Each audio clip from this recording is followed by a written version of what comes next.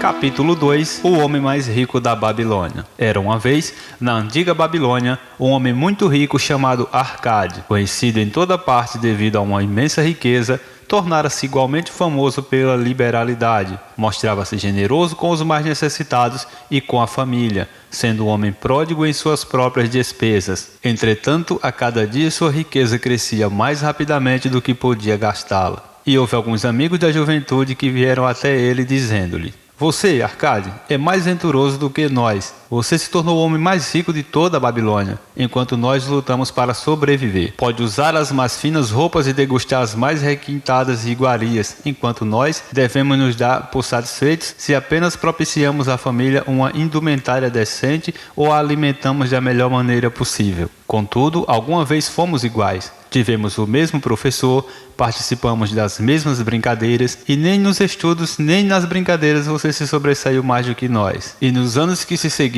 você foi um cidadão tão honrado quanto nós. Tampouco trabalhou mais duro ou mais assiduamente, pelo menos até onde sabemos. Por que então deveria o caprichoso destino escolher-o para gozar de todas as boas coisas da vida e ignorar-nos a nós que igualmente somos merecedores?" Após o que Arcade protestou com eles, dizendo por sua vez: "Se vocês não adquiriram mais do que uma pobre existência desde os tempos em que éramos jovens, isso se deve a que não conseguiram aprender ou não observaram as leis que governam a acumulação de riqueza. O voluntarioso destino é um Deus cheio de malícia que não assegura um bem duradouro para ninguém. Ao contrário, ele traz ruína para quase todo homem sobre quem faz chover ouro não conquistado. Ele produz os gastadores libertinos, que logo dissipam tudo o que recebem e se deixam dominar pelos mais extravagantes apetites, que nem sempre podem satisfazer. Outros ainda, a quem esse caprichoso Deus favorece, tornam-se avarentos e entesouram sua riqueza, temendo despender o que têm por saberem que não são capazes de repô-lo. São, além disso, assediados pelo medo de roubo e acabam construindo para si mesmos uma vida de necessidades e secreta tristeza. Há provavelmente outros que conseguem dinheiro fácil e o aumentam sem deixar de se sentirem felizes e abaixados cidadãos, mas são tão poucos que só sei deles por ouvir dizer. Pensem nessas pessoas que de repente se viram herdando uma riqueza e confiram se as coisas não se passam assim." Os amigos admitiram que a respeito dos conhecidos que tinham herdado uma fortuna, aquelas palavras eram realmente verdadeiras e suplicaram-lhe que explicasse a eles como tinha conseguido juntar tantos bens. "Ainda em plena juventude", continuou Arcade, "eu olhava em minha volta e observava todas aquelas boas coisas capazes de propiciar felicidade e contentamento. Percebi então que a riqueza aumentava ainda mais a potência delas. A riqueza é um poder. Com a riqueza, muitas coisas se tornam possíveis. Este pode embelezar sua casa com os móveis mais refinados. Aquele pode viajar pelos mares distantes. Esse outro pode regalar-se com as finas iguarias de terras longínquas. Outro mais pode comprar ornamentos lavrados em ouro ou cravejados de pedras preciosas. Pode-se mandar construir templos magníficos para os deuses. É possível, enfim, fazer todas essas coisas e muitas outras, onde sempre haverá deleite para os sentidos e gratificação para a alma. E quando percebi tudo isso, declarei a mim mesmo que reivindicaria o meu quinhão entre as boas coisas da vida. Não seria nenhum desses que se mantém à distância, observando invejosamente os prazeres do outro. Não me contentaria em vestir roupas baratas que parecem respeitáveis. Não me daria por satisfeito com a parte que cabe a um homem pobre. Ao contrário, faria de mim mesmo um conviva nesse banquete de boas coisas, sendo, como sabem, filho de um humilde comerciante, membro de uma grande família sem qualquer expectativa de herança e não me achando dotado, como me disseram vocês com tanta franqueza, de poderes superiores ou talentos especiais. Decidi que, se realmente quisesse conseguir tudo o que desejava, precisaria basicamente de tempo e estudo. Todos os homens têm tempo em abundância. Cada um de vocês vem deixando escapar tempo suficiente para tornar-se rico. E ainda, como admitem, não tem nada para apresentar senão suas boas famílias, de que, aliás, podem com justiça orgulhar-se. Quanto ao estudo, nosso sábio professor não nos ensinou que o aprendizado consistia em 2 tipos. O primeiro, cuidando das coisas que aprendíamos e sabíamos. O outro, baseando-se na prática que nos ajuda a encontrar aquilo que não conhecemos. Assim, resolvi-me a investigar como alguém consegue acumular riqueza e, quando descobrisse, tornar tal coisa minha própria tarefa e realizá-la bem. Pois não é justo que devamos gozar enquanto permanecemos sobre a brilhante luz do sol, compensando os sofrimentos que teremos de enfrentar quando partimos para a escuridão do mundo do espírito. Empreguei-me como escriba na sala de registros e todos os dias trabalhei horas sem conta sobre as tabuinhas de argila. Semana após semana, mês após mês, dei um duro danado sem que os meus vencimentos dessem mostras de crescer. Comida, roupa, os compromissos para com os deuses, além de outras coisas de que já não consigo lembrar-me, consumiam tudo o que eu ganhava, mas minha determinação continuou de pé. E um dia, Algamish, o homem que empresta dinheiro, veio até a administração da cidade e solicitou uma cópia da nona lei, dizendo-me: preciso disso em 2 dias. Se me entregar as cópias no prazo, posso contar com 2 moedas de cobre pelo serviço. Trabalhei arduamente, mas o texto da lei era muito comprido, e quando Algamish voltou, eu ainda não tinha terminado a transcrição. Ele ficou uma fera e teria me dado uma boa surra se eu fosse seu escravo. Sabendo, porém, que não lhe era permitido agredir-me no prédio da administração, não senti qualquer medo e disse-lhe: Algamish, você é um homem realmente rico. Diga-me como posso também tornar-me rico, e prometo-lhe que passarei a noite em claro entalhando as tabuinhas. Assim que o sol nascer, estarão prontas. Ele sorriu e respondeu-me: você é um belo tratante, mas vamos considerar isso como uma transação. Gravei durante toda a noite, embora minhas costas doessem e o cheiro de óleo queimado do candeeiro fizesse minha cabeça latejar, a ponto de deixar meus olhos em frangalhos.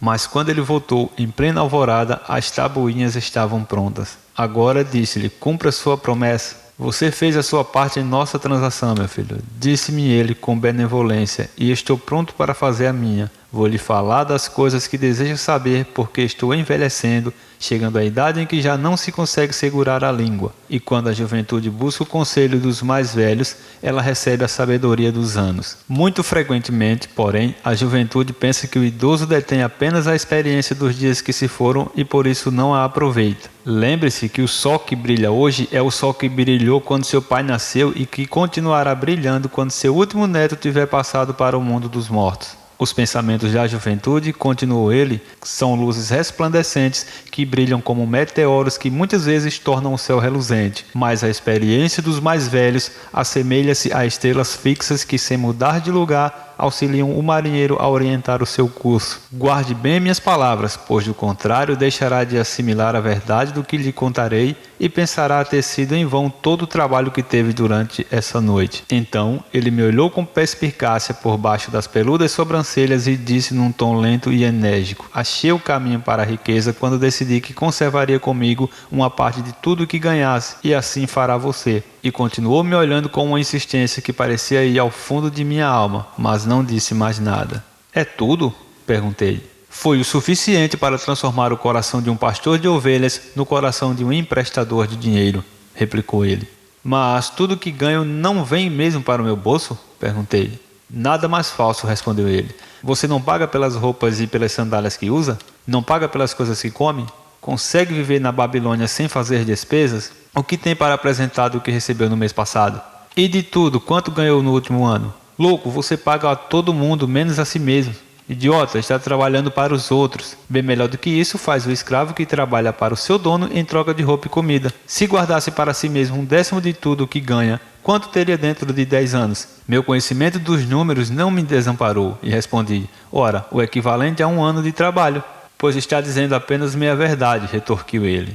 Cada moeda de ouro que economizar é um escravo que pode trabalhar para você. Cada cobre que essa moeda produzir torna-se um filho apto a levantar mais fundos. Se quiser tornar-se rico, então tudo que você economizar deve ser utilizado no sentido de proporcionar-lhe toda a abundância porque anseia. Você pensa que eu estou ludibriando por sua longa noite de trabalho? Continuou ele, mas em minhas palavras há uma fortuna. Se for suficientemente inteligente para perceber a verdade que acabo de pôr em suas mãos, uma parte de tudo que ganha pertence exclusivamente a você, no mínimo 1/10, mesmo nas ocasiões em que tiver recebido pouco dinheiro. Pode ser mais de acordo com o que produzir. Pague a si mesmo primeiro. Não compre ao fazedor de roupas ou ao fazedor de sandálias mais do que possa pagar com o restante, devendo ainda separar o bastante para alimentar-se, ajudar o próximo e pôr em dia as obrigações com os seus deuses. A riqueza, como uma árvore, cresce a partir de uma simples semente. A primeira moeda de cobre que economizar será a semente a partir da qual sua árvore da riqueza crescerá. Quanto mais cedo plantá-la, mais cedo a árvore crescerá. E quanto mais se aumente alimentar e regar essa árvore com economias constantes, logo chegará o dia em que poderá abrigar-se em pleno contentamento embaixo de sua sombra. Tendo dito isso, pegou suas tabuinhas e foi embora. Pensei muito a respeito do que ele me dissera e suas palavras me pareceram razoáveis. Assim, decidi fazer a experiência. Sempre que recebia um pagamento, tirava e guardava uma em cada 10 moedas de cobre. E, estranho como possa parecer, não fiquei mais desprovido de fundos do que antes. Percebi pequena diferença quando comecei a me arranjar sem isso, mas frequentemente me via tentando. À medida que minha reserva crescia, a utilizá-la para adquirir as boas coisas que os mercadores ofereciam, objetos trazidos por camelos e navios da terra dos fenícios. Prudentemente, porém, consegui refrear o impulso. 12 meses se tinham passado quando o algamiste voltou a me procurar, dizendo-me: "E então, meu filho, pagou a si mesmo não menos de 1/10 sobre tudo quanto ganhou no ano passado?" Respondi todo orgulhoso: "Sem dúvida, mestre, foi exatamente o que fiz." "Ótimo", comentou abrindo um largo sorriso para mim. "E o que fez com essa reserva?" "Entreguei a Asmur, o oleiro que me disse estar viajando pelos mares distantes e que em Tiro compraria para mim joias valiosíssimas, só encontradas na Fenícia. Quando voltar, poderemos vendê-las a preço bem mais alto e dividiremos os lucros." "Bem, os loucos precisam mesmo aprender", rosnou ele. "Mas por que confiar nos conhecimentos de um oleiro sobre joias? Você procuraria o pedreiro para colher informações sobre as estrelas?" "Não. Por minha túnica, iria até um astrólogo, se pelo menos tivesse cabeça para pensar." "Suas economias se foram, meu jovem. Você arrancou sua árvore da riqueza pelas raízes. Contudo, plante outra. Tente novamente. E da próxima vez em que precisar de conselhos sobre joias, corra até um ourives. Se quiser conhecer a fundo as ovelhas, procure o pastor que cuida delas. Conselho é uma coisa que se dá de graça, mas deve guardar consigo apenas o que lhe parece valioso. Aquele que aceita conselhos sobre suas economias junto a pessoas inexperientes em tais matérias pagará com essas mesmas economias para provar a falsidade da opinião dos outros." Dizendo isso, Algamiste partiu. E aconteceu realmente como ele tinha previsto, pois os fenícios são salafrários e venderam a Asmur pedaços de vidro sem valor que pareciam pedras preciosas. Mas, seguindo as palavras de Algamiste, voltei a economizar, mesmo porque já tinha formado o hábito e isso não constituía para mim nenhuma dificuldade. Mais uma vez, 12 meses depois, Algamiste apareceu na sala dos escribas e dirigiu-se a mim. "Que progressos andou fazendo desde a última vez em que nos vimos?" "Paguei a mim mesmo, religiosamente", respondi, "e confiei minhas economias a Agé, o fazedor de escudos, para comprar bronze. A cada 4 meses ele me paga uma parte dos lucros." "Ótimo! E o que tem feito com esse dinheiro extra?" "Dei uma festa com mel, vinho e iguarias de primeira, e comprei também uma túnica escarlate. Qualquer dia desses devo comprar um burrico para os meus deslocamentos." Algamiste não disfarçou o riso. "Você está comendo os filhos de suas economias. Como pode esperar que trabalhem para você? Como eles mesmos poderão ter filhos que venham a produzir mais renda para você? Primeiro reúna um exército de escravos dourados e só então poderá refestelar-se com banquetes ricos sem sentir remorso." E assim dizendo, partiu novamente. Não voltei a vê-lo durante 2 anos, até que reapareceu o rosto sulcado pelas rugas, os olhos visivelmente cansados, pois ele se achava então numa idade bastante avançada. Disse-me Arcade: "Conseguiu afinal obter a riqueza com que sonhava tanto?" Respondi-lhe: "Não ainda tudo que desejo, mas já tenho alguma coisa que rende muito bons lucros que por sua vez fazem outro tanto." "E você ainda busca o conselho dos oleiros?" "Bem, o que eles dizem sobre como fabricar tijolos é realmente muito bom", retorqui. "Arcade", continuou ele, "você aprendeu bem suas lições. Aprendeu primeiro a viver com menos do que podia ganhar. Depois aprendeu a aconselhar-se junto àqueles cuja competência deriva de suas próprias experiências. E finalmente aprendeu a fazer o ouro trabalhar para você. Você ensinou a si mesmo como adquirir dinheiro, poupá-lo e usá-lo. Reuniu, portanto, condições para ocupar uma posição de confiança. Estou me tornando muito velho. Meus filhos só pensam em gastar e não dão a menor importância aos ganhos. Meus negócios são grandes e até grandes demais para que eu possa cuidar de tudo. Se você concordar em ir para Nippur, a fim de tomar conta das terras que possuo na região, torná-lo em meu sócio, e você participará de meu testamento." Assim fui para Nippur e comecei a administrar suas propriedades, que eram imensas. E como estivesse cheio de ambição e dominasse as 3 leis que nos ensinam a lidar de maneira exitosa com a riqueza, tive condições de aumentar ainda mais o valor de seus bens. Prosperei muito e quando o espírito de Algamiste partiu para a esfera da escuridão, vi-me como um beneficiário legalmente reconhecido de sua herança. Assim falou Arcade, e quando terminou sua narrativa, um dos amigos ali reunidos disse: Você inclusive deu a sorte de que Algamisto tivesse nomeado um de seus herdeiros. Minha sorte limita-se ao fato de que desejava prosperar antes de tê-lo encontrado pela primeira vez. Não tive que provar durante 4 anos minha determinação de propósito, reservando para mim mesmo 1/10 de tudo que oferia. Você chamaria de sortudo o pescador que, tendo passado anos estudando os hábitos dos peixes, por uma simples mudança do vento soubesse onde jogar sua rede? A oportunidade é uma deusa desdenhosa que não perde tempo com os que não estão preparados. Você teve uma tremenda força de vontade em continuar poupando depois de ter perdido as economias do primeiro ano. Nisso foi extraordinário, disse um outro. Força de vontade, retorquiu Arcade. Bobagem. Você acredita que a força de vontade seja capaz de dar a um homem energia suficiente para erguer um peso que o camelo não pode carregar ou puxar uma carroça que os próprios bois não conseguem levar adiante? A força de vontade não passa de um propósito inflexível para dar conta de uma tarefa a que você mesmo se obrigou. Se eu determinar para mim mesmo uma tarefa, por mais boba que seja, terei de levá-la a cabo. Como poderia de outro modo ter confiança em mim para fazer coisas importantes? Se me dissesse durante 100 dias, quando eu cruzar a ponte na cidade, apanharei uma pedra do chão e a jogarei dentro do rio, eu faria. Se no 7º dia passasse por ali sem me lembrar da resolução tomada, não diria: amanhã jogarei 2 pedras em vez de uma. Ao contrário, voltaria e atiraria a pedra ao rio. Tampouco seria capaz de me dizer lá pelo 20º dia: Arcade, isso não tem utilidade alguma. Que proveito tem para você atirar uma pedra ao rio todos os dias? Arremesse logo um bom número delas e acabe com isso. Não, também não conseguiria pensar desse modo. Quando me decido por uma tarefa, vou até o fim. Consequentemente, tomo muito cuidado para não começar tarefas difíceis e impraticáveis, porque tenho meu conforto íntimo em alta conta. Se o que diz é verdadeiro, aparteou um terceiro interlocutor, e parece, como afirmou, razoável sendo tão simples, se todos os homens o fizessem, não haveria bastante riqueza para todos. A riqueza cresce onde quer que os homens empreguem energia, replicou Arcade. Se um homem rico constrói um novo palácio para si, o ouro despendido vai embora? Não, o oleiro, o operador e o arquiteto participam desse ouro. E quem quer que trabalhe na obra participa dele. Mesmo depois de construído, o palácio não vale tudo quanto custou? E o terreno sobre o qual se ergue não passa a valer mais pelo próprio fato de abrigá-lo? E os terrenos circunvizinhos não se tornam igualmente valorizados? A riqueza cresce através de meios mágicos. Ninguém pode estabelecer um limite para isso.